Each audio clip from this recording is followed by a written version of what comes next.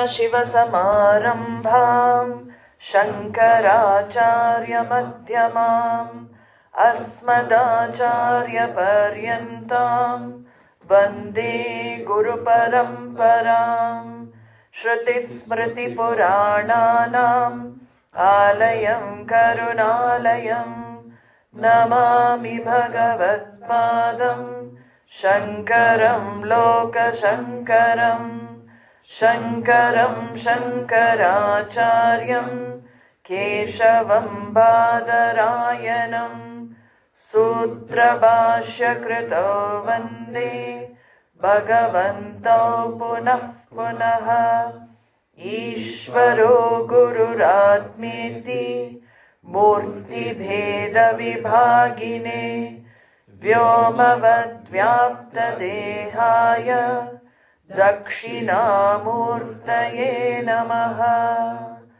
Om Sahana Bhavatu Sahano Bhunaktu Saha Viryam Karavavahai Tejasvinavaditamastu ma vidvishavahai. Om Shanti Shanti Shanti. Gurur Brahma Gurur Vishnu Gurur Devo Maheshwaraha Guru Sakshat Param Brahma Tasmai Shri Gurave Namaha. Dayakaram Dayakaram Dantan Dharma Pravartakam Pranamami Dayanandam Madacharya Paramparam. Om Gam Ganapataye Namaha. Om Gam Ganapataye Namaha. Om Gam Ganapataye Namaha. So we were seeing Paramahamsa, how Atma is the nature of love, the highest love. Highest love means totally unconditional, unconditional love, limitless. And because Atma is the nature of unconditional love, which is limitless, where there is love, we saw there is happiness. So Atma is also the form of limitless happiness. And this is what everybody is searching for, everybody is looking for in life. Through all the pursuits, through everything everybody does, this Paramananda, Paramapremaspadam is the culmination of all seeking. And here, Vidyaranya in the verse we had seen said that this Param Brahma also is the nature of Sat Chit Paranandaha. Param Brahma is consciousness viewed from the macrocosmic level. So these are all names in Sanskrit for one thing. Don't get confused. Brahman is on the macrocosmic level, consciousness. Atma is on the microcosmic level. But in fact, there is no inside or outside when viewed from the one truth. But it's as though inside and outside, because right now we are limited to a particular name and form.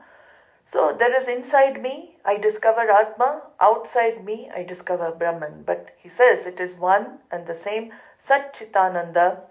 And he says, Shrutyanteshu Shrutyanteshu padidishyate. In the Shruti, Shruti is Veda. What is heard is called Shruti.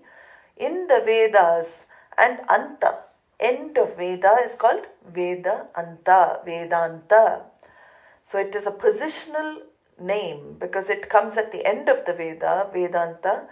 But philosophically, it is also the culmination of all the teachings that Vedanta explains. So he said, this Shrutyanta, it is taught at the end of the Veda, which is Vedanta. What is taught?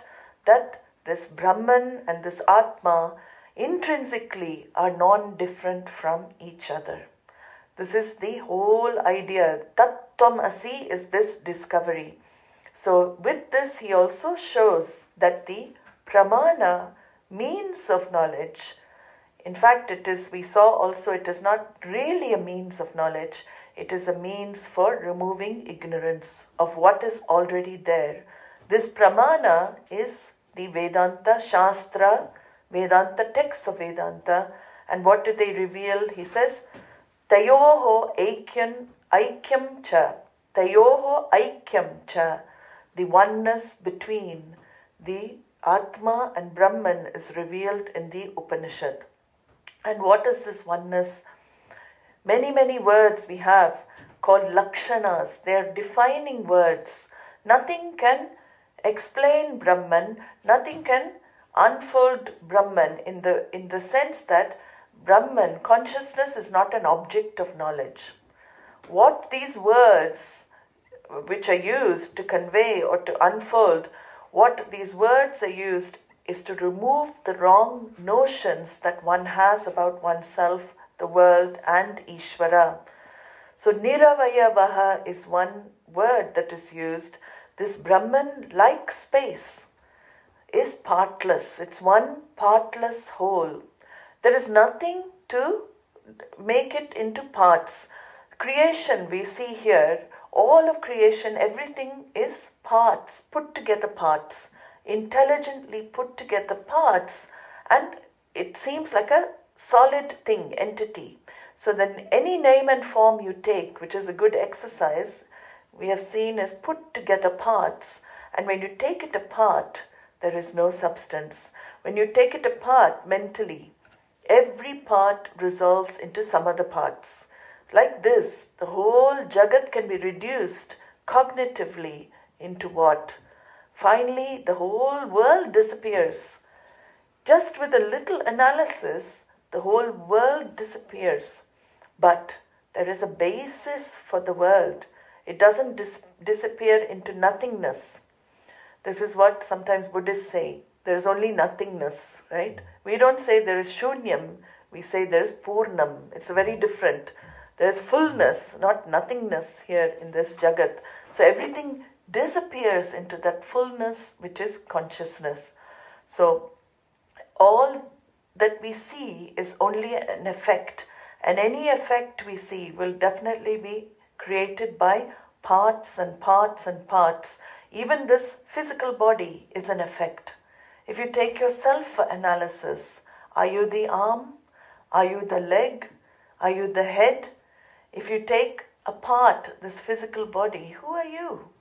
You are this, the physical body is put together parts. It is not you. You are much more than this put together parts. This put together parts is a vehicle for you to recognize what you really are. But that is a good exercise to do, because physical body is also a product. It is an effect. It is a product like any other. In fact, the same elements and elementals that go to form this product go to form every other product. The chili is even non-different from me in this level. Same elements, maybe in form and name differ, but it is product. Product means that it is put together. I, Atma, consciousness, cannot be something put together. I, consciousness, am partless, one partless whole, which is not dependent on the parts. So this is what he says here. From the first 10 verses, what have we seen? The first topic is Atma is Sat. Then he explained Chit as well. Sat and Chit were explained, unfolded in the first few verses. In the Avastatraya, he took the 3 states of experience to explain that. And then finally we've seen in the past few verses, he explains Ananda. So this whole Sat, Chit, Ananda, Vidyaranya has taken in this introduction to the first chapter. Now in the 11th verse, he starts a new topic. He starts talking about the topic of avidya. So slowly he is introducing ignorance, because beautifully you see the flow of why can I not recognize this Ananda then? I'm here, I've heard. It makes logical sense that I am in the form of Parananda, that what I really love is myself. It is Paramapremaspadam, the highest love. But why am I not able to see it? So he says here, Abhanena param prema. Abhanena param prema. Abhanena param prema. Bhanena vishaye spraha. Bhanena vishaye spraha. Bhanena vishaye spraha. Ato bhanepya bhatasau.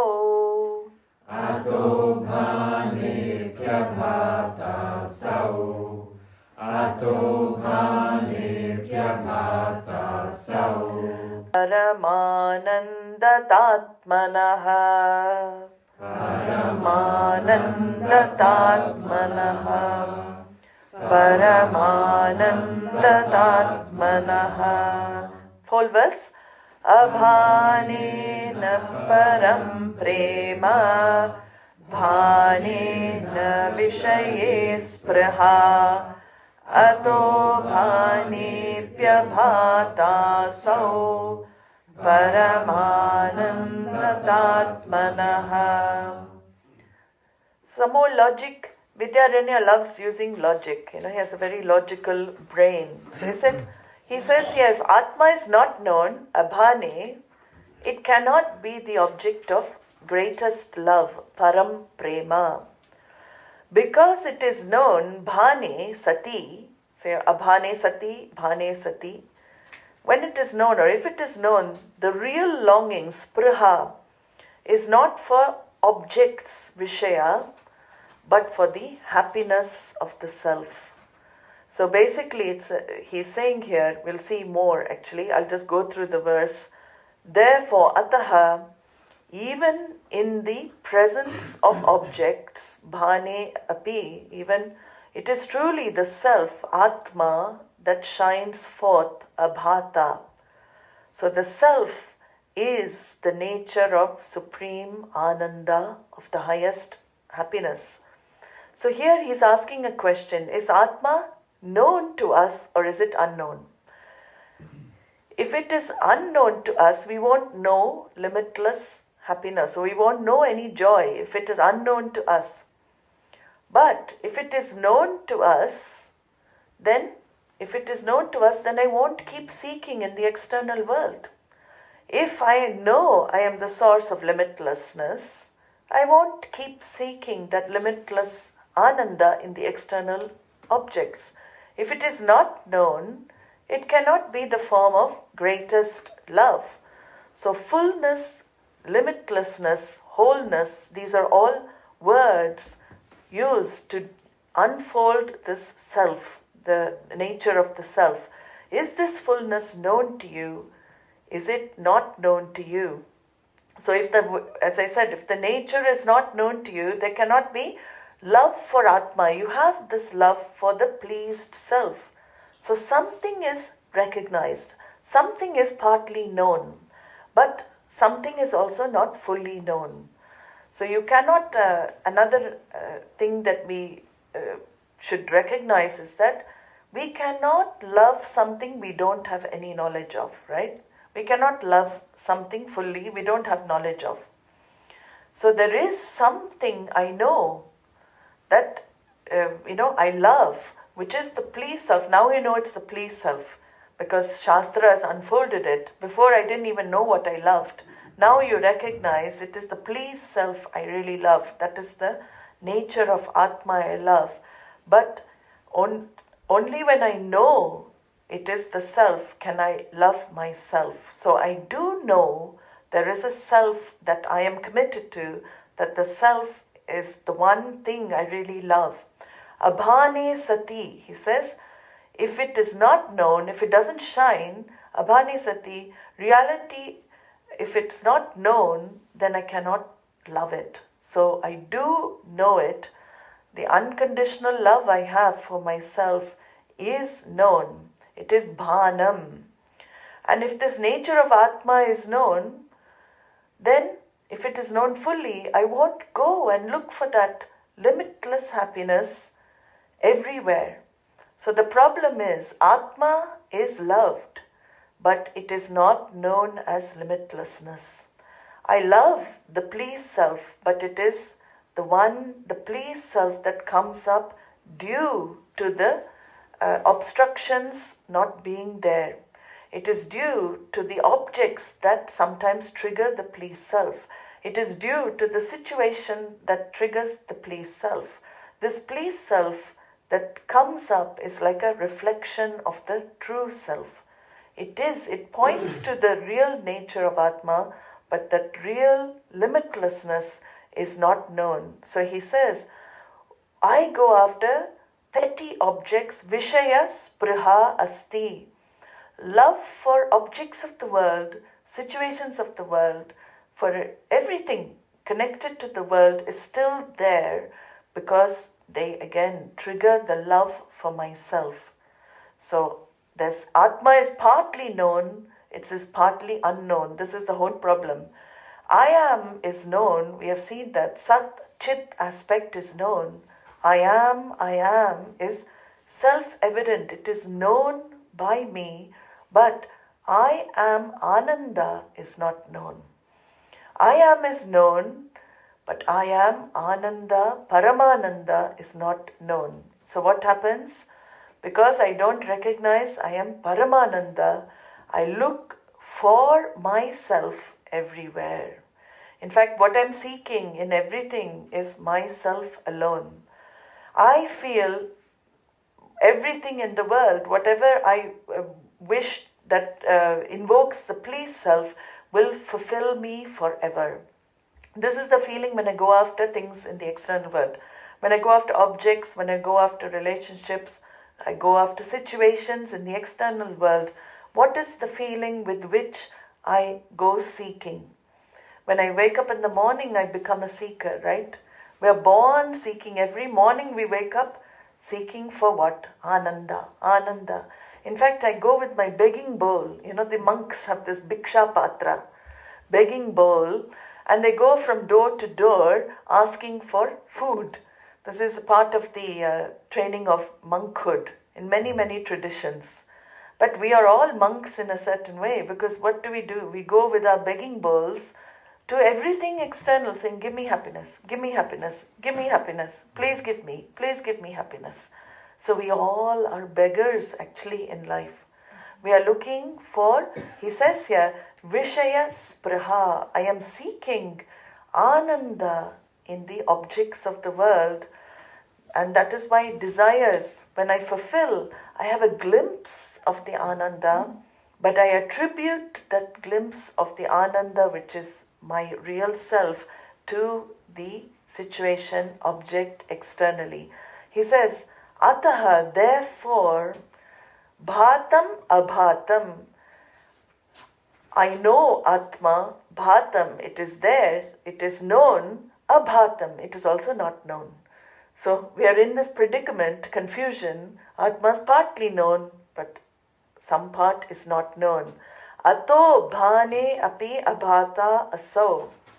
Atma is always, ataha bhane, it is always shining. Self-evident, we've seen self-luminous, always shining.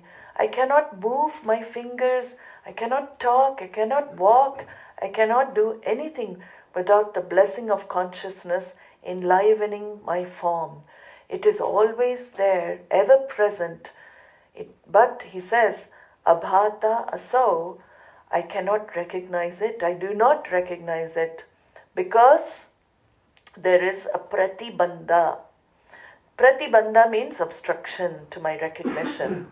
There is something obstructing my recognition of that which is always there. And that pratibandha is now what is going to be slowly discussed. That pratibandha is avidya. Avidya, ignorance, keeps me from my true nature. There is nothing else. Nobody blocks me, nobody's pratibandha for me experiencing myself and having that parananda. It is only avidya that keeps me from myself. So, Atma is mistaken now. Because of avidya, what happens? Atma is mistaken for the limited individual. I take myself to be limited. And another pressure I have, once I take on the limitations of the particular name and form I have been given, what happens? When I start identifying with it, then Atma as though is limited. And I hate that. I can't stand it because not my nature. Atma as though gets limited. I am this much alone. Where my skin ends, I end, right? Where my skin finishes, my sense of touch ends. That is where I end. Sometimes I used to think, what if we lost our sense of touch? Would we know where we end? Be very interesting. I thought would be everywhere, wouldn't it? The sense of touch actually on the body keeps me limited to this much alone. Outside this sense of touch, do I think it is I? No, we don't have any. I don't think I pervade any part other than this. That is called identification with limited body, mind, senses. And this limitedness, where does it come from? That's what Vedānta says. This limitedness is a mere thought. Mere erroneous thought. Who can believe it? It is only a thought that keeps me from my true nature, which is limitless. In fact, I am the all-pervasive truth. As Ishvara pervades the whole Jagat, I, as Atma, this consciousness, limitlessness, also pervade the whole Jagat. But because of the Sukshma, my identification again with the subtle body and the physical body, I take myself to be this much. I don't see that I pervade. I am in everybody. Everybody is in me. I am in everything. Everything is in me as well. So this is the discovery, which is the birthright of every human being. It is not just great masters. Sometimes we read stories, the spiritual literature. We read so many biographies of self-realized people. And we say, oh, wonderful, oh, look at them, they're great, they're just amazing, they're all great gurus, they've achieved this and everything. And then I always remain mediocre then. I remain mediocre, but I put all of the masters up. But everybody is a potential Swami. Everybody is a potential Swamini. You all have this mastership in you. Because where there is Atma, there is mastery. That is what we have to recognize more and more. Self-discovery is not far away. Self-realization, self-discovery, whatever words you want to use, but it is ultimately recognized. That is the best word, self-recognition, because it is recognizing what you really are. It is always so close to you. It is a mere thought that keeps you away from yourself. And what is that thought? That is avidya. And to get rid of that avidya thought, that is where the practices are needed to purify the mind. All the processes mentioned in Vedānta, the refinement of mind through living a life of universal values, ethical values, all of this is refining the instrument to know. And the more Shravanam is done, Shastra says, Shravanam, Mananam, Nididhyasanam is the main sadhana in Vedanta. The more of that is done, what happens? You have more chance of creating the counter-vritti, the counter-thought to that avidya thought. What is it? It is given a technical name in the Shastra, Akhanda Akara Vritti. Akhanda Akara Vritti is the thought form that removes the final vestiges of ignorance. And that is something created through one's efforts in the field of doing the repeated listening, commitment to the Vedānta Shravanam. When you do more and more Shravanam, you give more likelihood for that thought to arise, and it removes that ignorance. There is a beautiful example that Adi Shankaracharya uses in the Atma Bodha text. There's a nut, it's called Kataka nut. I don't know the English name. Kataka Renuvat. It is a nut that if you put in dirty water, nut or a seed, you put it in dirty water, it has the ability of clearing the water, and then itself it resolves. It sinks. It's just like this thought, this vritti that, slowly we get, the knowledge through growing clarity. But one moment, that last, we don't know when it happens, but that vestige, last ignorance is gone. It is like that nut that clears the water. You see it clearly. My God, self-evident, like 10th man. My God, I'm the 10th man. I was always the 10th man. How did I miss to count myself? Swamiji used to say, when you discover yourself, it is not an ecstatic moment. It is an embarrassing moment. The person, you realize, oh my God, how did I miss myself? And, when you discover you are the 10th man, you will hold your head low and walk away, not hold your head high.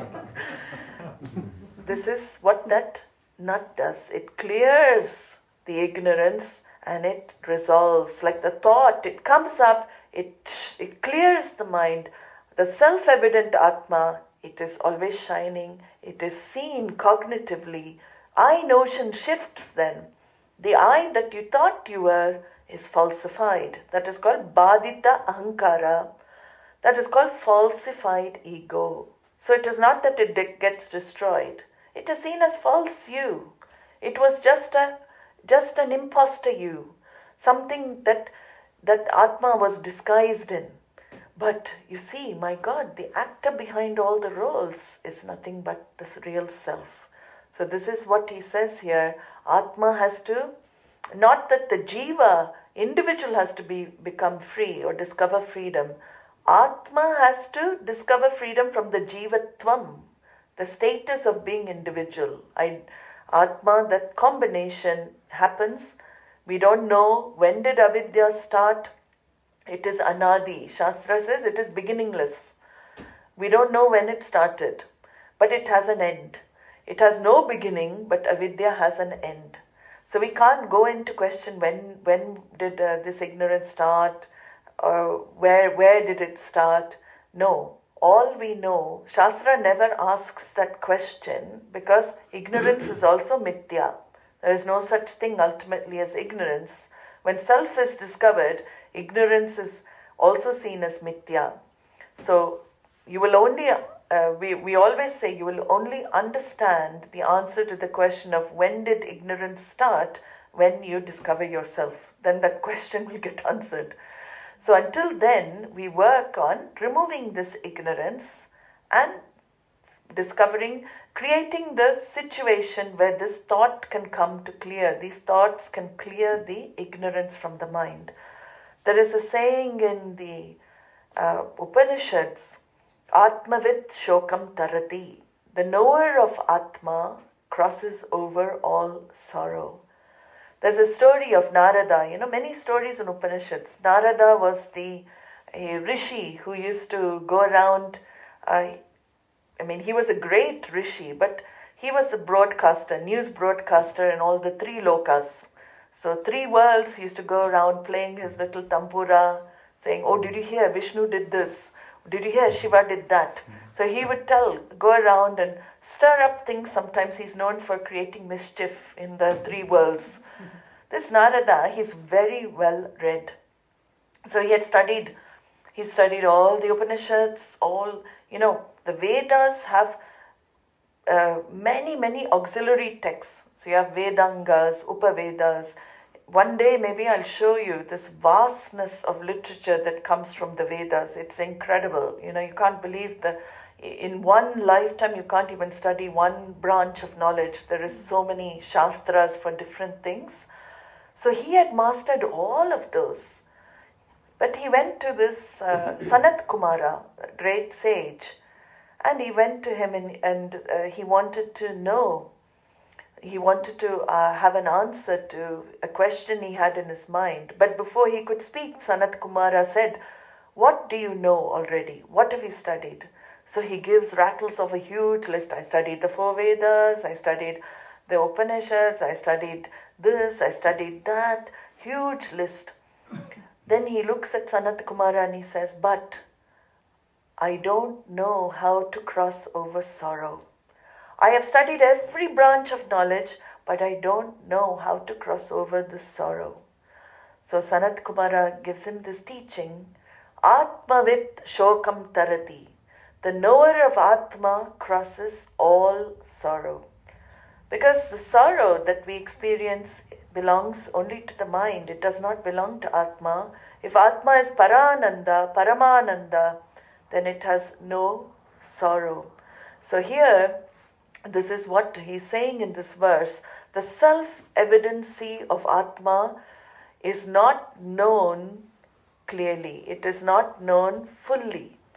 What is Atma. What is that shines is Atma. So all that is required is a vision correction, and that vision correction can only come when you expose yourself to the pramana, the means of knowledge, which is the Shastra pramana. So Satchit is Bhanam. Satchit is I am. It shines. You know that. But Satchit Ananda is not known. That is why we keep going after things. So he carries on saying here, giving an example. He gives an example to show how something is very much there, but I don't recognize it. He says, Adyetra varga madhyastha. Adyetra varga madhyastha. Putradhya. Yeah, once more, sorry. Adyetra varga madhyastha. Adyetra varga madhyastha. Putradhyayana shabdavat. Putradhyayana shabdavat. Putradhyayana shabdavat. Bhanepya bhanam bhanasya. Bhanepya bhanam bhanasya. Bhanepya bhanam bhanasya. Pratibandhena yujyate. Pratibandhena yujyate. Pratibandhena yujyate. So he gives an example, again, from those times. Just as a father sitting, he's Adyetra Varga Madhyastha, just as a father sitting amongst a group of students may fail to, Adyetra Varga Madhyastha, he may fail to notice the sound of his own son's recitation. So he's sitting in a hall of students who are reciting Veda, and his own son is reciting there, but he doesn't recognize his son's recitation, Putra Adhyayana Shabda. He doesn't recognize his own son's voice due to what? Due to him not being able to discern it. It is not that the son is not chanting, but the sound of the others covers the son's voice. So too, even though an object is present and perceived, even though Atma is there, it is ever present, it is perceived. Bhane api, it may appear as though not perceived. Abhanam, bhashasya, because of some kind of obstruction. Pratibandhena. So this is again just a small example he gives to show that something can be shining, something can be appearing, something can be present, but there is an obstruction, or there are some obstructions that stop it from manifesting. In the case of Atma manifesting, the obstructions are mainly our other thoughts. So the thoughts that, that keep us away from the true nature, thoughts of self-condemnation, thoughts of self-rejection, all of these thoughts that we all as human beings experience from time to time, thoughts of, again, all centered, Swami Dayananda beautifully used to say, all of this is centered around I. All of these false identifications, erroneous perceptions regarding myself centered on Atma. Poor Atma becomes scapegoat for everything. I am this, I am that, all these thoughts that go on. So here he says, pratibandena yujyate. This pratibandha, obstructions come like this sun's voice getting covered by the other voices. So voices is a very good example, because that is all the voices in our head we hear stop us from seeing the one voice that lights up everything. Adhyayena shabdavat. The chanting is going on. Awareness, just as awareness always, samvit, it's always shining. But the mind's condition stop the Atma from being recognized. They don't allow that recognition of Atma.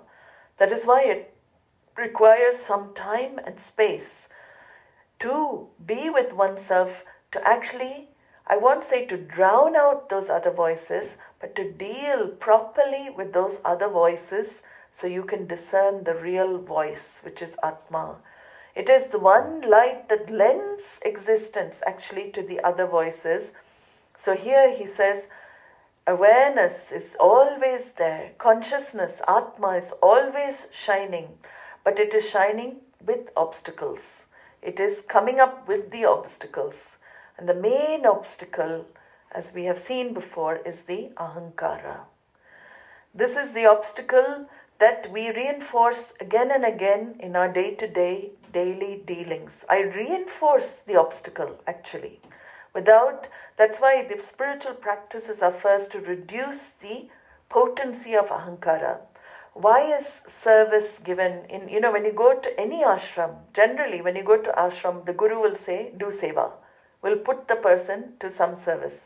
It is only in Dayananda ashram there's, Swamiji is more compassionate, because he always says, people, they want to study, only come for studies. We should not put them in other work and everything like that. But everybody is not prepared, right? The ahankara, sometimes if Vedanta taught, and when the ahankara takes it, it can also be dangerous. I am everything. I am, So Vedanta, you have to be careful who is taking Vedanta. That's why when you come to Vedanta class, you should leave the ahankara outside the door. It's a good test, when you walk in through the door saying, ahankara, stay here. I'm going just to do shravanam. There's no interference here in this room with the words of Vedanta. Ahankara stays out. So he says in this example, the sun's voice is mingled with other voices in the group. In the same way, the nature of this Atma, the self-evidency of Atma, cannot come up because it's mingled with other things as well. So Satchit Ananda is always there, ever shining. But I have to learn to manage the mind, the voices in the mind. Once those voices are quietened down, through what? That's why Karma Yoga, meditation, Upasana, all of these practices are to dampen those other voices, cool down those other voices. Once those voices are calmed down, self-evident is always there. It shines through the mind. Recognition happens where? Only through the mind. So we'll see more tomorrow.